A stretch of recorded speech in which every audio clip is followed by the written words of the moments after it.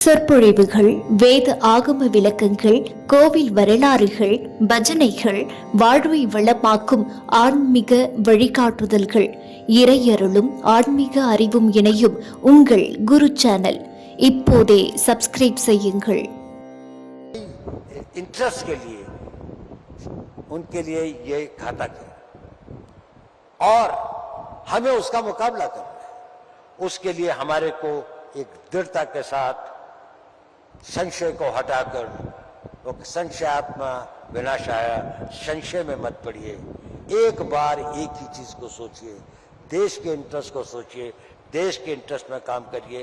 अपनी हर उसको आप आगे बढ़ाने के लिए अगर एकजुट होकर चलें तो उतनी दूर भी नहीं है। आज हम बहुत भाग्यशाली हैं, हमारे देश में एक ऐसा नेतृत्व है, हमारे देश के अंदर एक ऐसा वातावरण है कि जहां पर हम अपने आप को शक्तिशाली बना सकते हैं। माननीय मोदी जी, माननीय अमित शाह जी, माननीय सभी लोग इतने एकजुट होकर काम करें। मुझे तो गृह मंत्री जी के साथ काफी क्लोजली काम करने का सौभाग्य मिला है। मैंने उनकी देश हित के प्रति जो कमिटमेंट देखी है, उनका जो विश्वास देखा है और उनकी जो दृढ़ता देखी है और क्लियर विजन, और कभी किसी असमंजस उनको नहीं होता, वो बड़ी श्रद्धा के पात्र है। मैं कहता हूं उन्होंने हम तो हमारा तो एक लिमिटेड काम होता है, लेकिन जो उन्होंने देश के लिए किया है, जो प्रधानमंत्री जी ने देश के लिए किया है, ये शायद इस देश को बहुत आगे बढ़ाएगा। हमें इसी उसको आगे बढ़ाने की कोशिश करनी चाहिए। देखिए, एक बहुत बड़े हिंदी के कवि थे, कुछ लोगों ने यहाँ पर वो कविताएं पढ़ी, हमारे उप मुख्यमंत्री जी ने भी कही तो बहुत अच्छा था। उनका नाम था रामधारी सिंह दिनकर। गुलामी के टाइम पर उन्होंने एक कविता लिखी थी।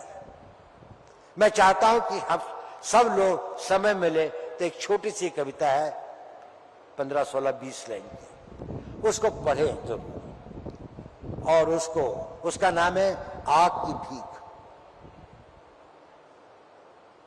उसमें उन्होंने कई बातें लिखी हैं और अच्छी कविता है, रोंगटे हिला देने वाली कविता है, लेकिन उसमें कुछ सोचने का विषय भी था।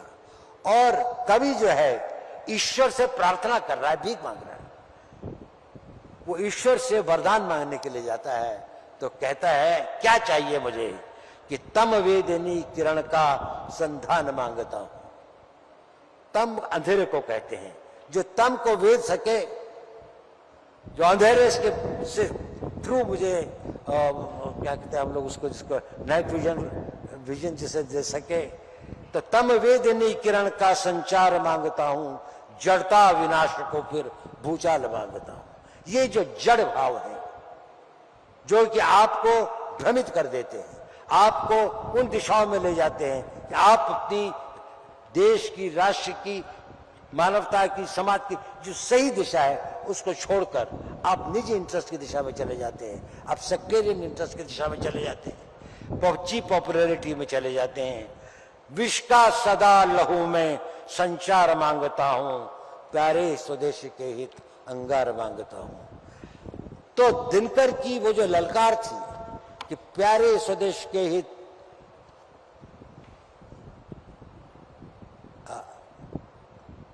विष का सदा लहू में संचार मांगता हूं, तूफान मांगता हूं, विस्फोट मांगता हूं, चढ़ती जवानियों का श्रृंगार मांगता हूं।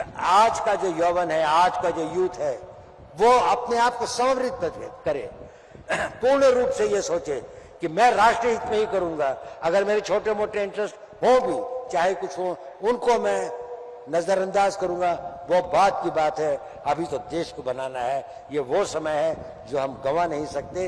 ये एक विंडो ऑफ अपॉर्चुनिटी इस देश के इतिहास में आई है और मुझे आशा है कि हम लोग इसमें कामयाब सिद्ध होंगे और अपना एक नया इतिहास बनाएंगे। बहुत बहुत धन्यवाद। जय हिंद, जय भारत।